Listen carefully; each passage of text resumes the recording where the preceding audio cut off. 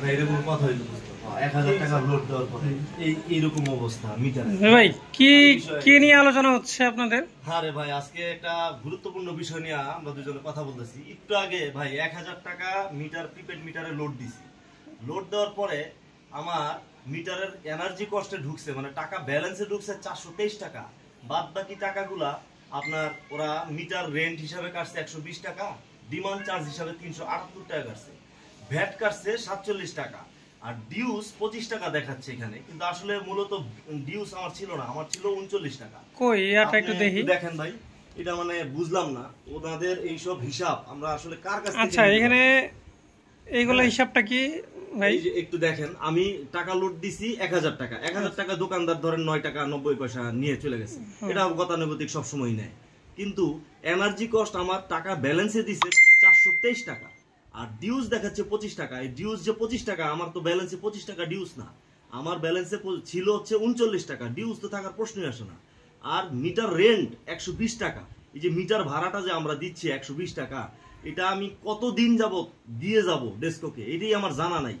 আর একটা হচ্ছে দেখেন ডিমান্ড চার্জ 378 টাকা ওনারা কেটে নিছে। এই ডিমান্ড চার্জটা আসলে কি, মূলত ওনারা কি বোঝানোর জন্য আমার এই 378 টাকা কাটছে, সেটাও আমি আসলে জানি না। আর ভ্যাট প্রতি মাসেই আমি যদি 47 টাকা ভ্যাট দিয়েই যাই গভর্নমেন্টকে, এরকম করে যদি আমি প্রতি মাসে দিতেই থাকি, তাহলে আমার আসলে মিটার রেন্ট আর হচ্ছে এই যে ডিমান্ড চার্জ, এগুলো আসলে মূলত সরকার কি হিসাবে নিচ্ছে। আর এই মিটারটা কত টাকা মূল্য সরকার একটা যদি নির্দিষ্ট পরিমাণ জানাই দিত আমাদেরকে, তাহলে অন্তত আমার এই জিনিসটা মানে বোঝা হইতো যে আমার এই যাবত পর্যন্ত আমি টাকাটা দিলে আমার মিটার রেন্টটা আসলে কাটবে। তো আমি আসলে 1000 টাকা তাহলে কত পাইলেন? আমি মাত্র 423 টাকা পাইছি। কিন্তু এখন এই 423 টাকা মানে টাকা ভরলেন 1000, হ্যাঁ, কিন্তু পাইলেন 423 টাকা। মানে 423 টাকা দিয়ে আপনি ইউনিট চার্জ কত, কয়দিন চলা যাবে? মানে এইটাই আমার মাথায় প্রশ্ন যে এইগুলা আসলে কি হিসাবে ডেস্কো চার্জ কাটতেছে। আবার একটা কি ঝামেলা দেখেন, প্রতি বছরেই আমাদের এরকম 200 ডিজিট চাইপা ভরতে হয়। অনলাইন সিস্টেমে যেহেতু এত গতানুগতিক সরকার আগায় গেছে, কিন্তু এই অনলাইন সিস্টেমটা আসলে কি, আমি তো দেখতেছি এটা তো অ্যানালগের চাইতে পুরাতন। এবং আমরা যে আগে যে বিল দিতাম, ওই যে ব্যাংকে যায় লাইনে দাঁড়ায় একটু কষ্ট করে দিতাম, কিন্তু ওইটাই ছিল মনে হয় আমার কাছে ভালো, এত টাকা তো কাটতো না। এটা আমি নেওয়ার পর থেকে দেখতেছি যে এটা দিনকে দিন এটা বাড়তেছে। গভর্নমেন্ট আসলে কবে আমার এই ডিমান্ড চার্জ শেষ হবে সেটাই আমি আসলে জানি না। আর এটা আমি জানার জন্য 16120 নম্বরে কল দিছি, এরা কোনো সুরাহা কোনো একটা অ্যান্সার আমাদের দিতে পারতেছে না। আমি আসলে এই জিনিসটা আমি বুঝতেছি এটা গুরুত্বপূর্ণ একটা পার্ট। সবাই আসলে এরকম একটা ভোগান্তিতে আমরা প্রত্যেকটা কাস্টমারই আছি।